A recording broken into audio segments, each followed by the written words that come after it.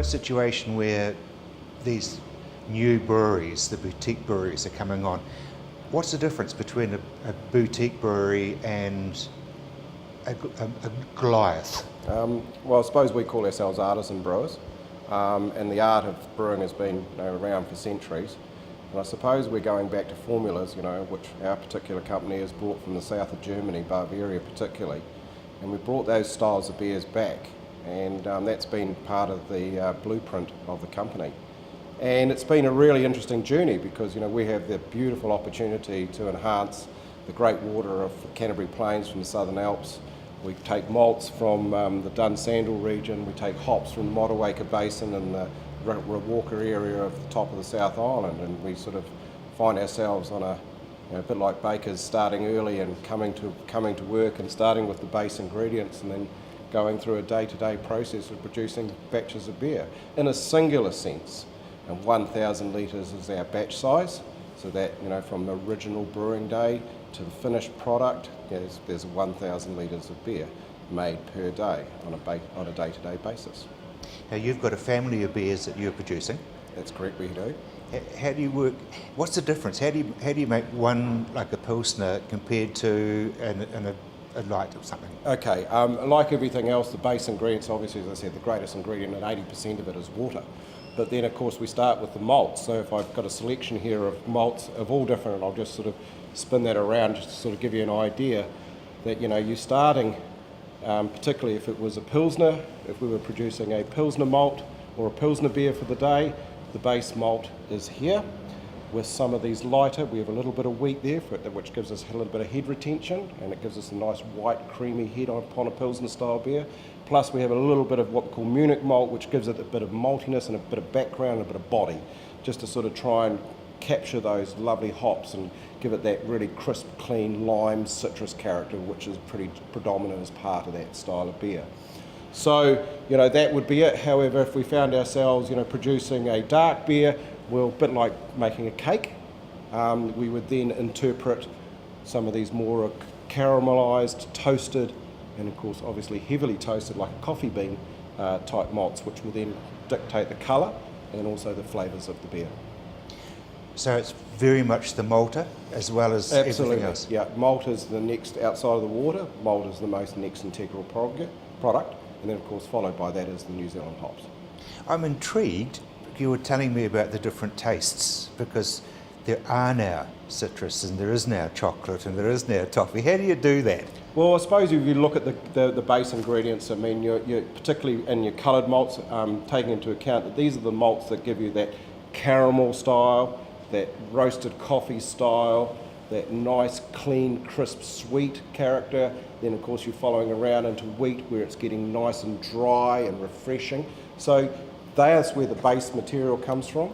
The hops are then boiled into the actual malt extract. So the malt extract's made on a day-to-day basis. So we take the dry ingredients, mix with water at the right temperature, at the right pH, and create an extract, which is then a liquid extract, malt extract, which is purely maltose, sucrose, and glucose. And then that is brought to the boil for sense of preservation.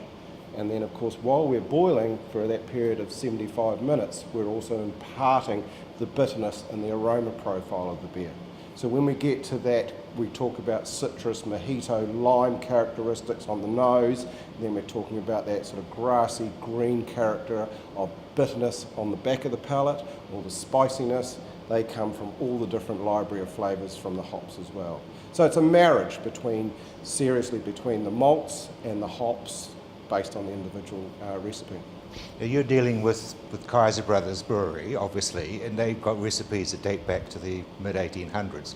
Have you adapted them or adopted them, or what have you done? Well, I think the ingredients have always been the same. I would like to probably say that, first of all, it's regional. So we're supporting ingredients that come from our region. As I said, our malts come from Dunsandel, our hops come from the top of the South Island.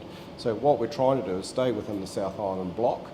But yes, the adaptation, going back to the original question, the adaptation is still the same because the ingredients have always been the same for centuries. It's just maybe technology has made it more efficient for companies to produce it and maybe quicker in a sense.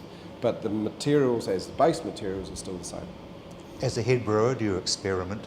Yeah, there is room for experimentation. We do come to work every day to achieve greatness. That is definitely part of what it is we do.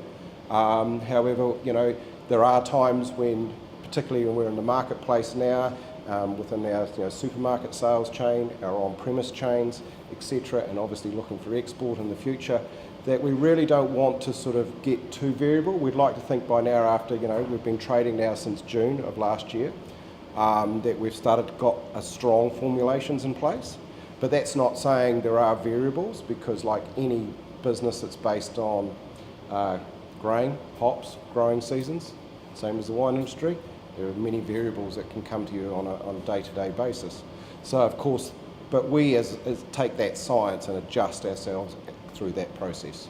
We're aware of those variables. They're not major variables, they're small things, and we just tweak them and make them more easier to get to the finished product. As a top winemaker will do. Exactly the same, no different. That's what makes a great winemaker, is he knows his growing season very well. He knows what he's got up against him, the good, the bad, and of course he will then, shall we say, then go about his art and produce wine that actually suits that season and actually reflects that season as well. And that's another thing, and particularly in the Kaiser ranges, we have base range of styles of beer that sort of reflect international styles, coming strong from the Germanic side, and of course we've got a little bit of English and a little bit of American, but the seasonal beers will always sort of come from the season, what we've got the feeling going on out there. As we head into autumn, and of course our winter months ahead, so now dark beer becomes a bigger player in the marketplace versus the crisp, clean, dry sort of Pilsner style of summer. We've come a long way from beer being beer, haven't we?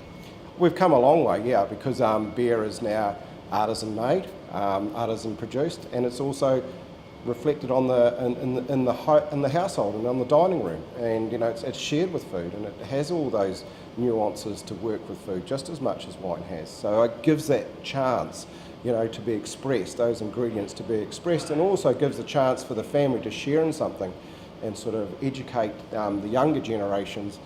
Beer is not just a product that was done way back in way back in the days of the 1960s and 70s and probably the 80s. And probably the 80s. So, whereas now it's more appreciated, the word is craft, artisan, and that's probably where I think we would always like to be.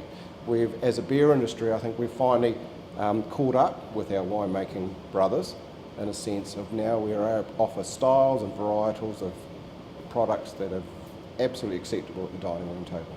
And you're making it for both sexes? Absolutely, that's another big part.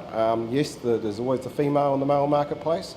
They're the big, take into account if we would logistically see that the majority of beers that are probably purchased through a supermarket chain are ladies. They do buy on behalf of the husband, there's no two ways about it. And themselves. And themselves, of course. So that gives them an opportunity, and then they can express the styles of beer that they like, because they're obviously maybe a little bit more attuned to maybe some of the wine varietal flavours that might then, so they can find beers in that category as well. Whereas our husband just might want something simple, green and important.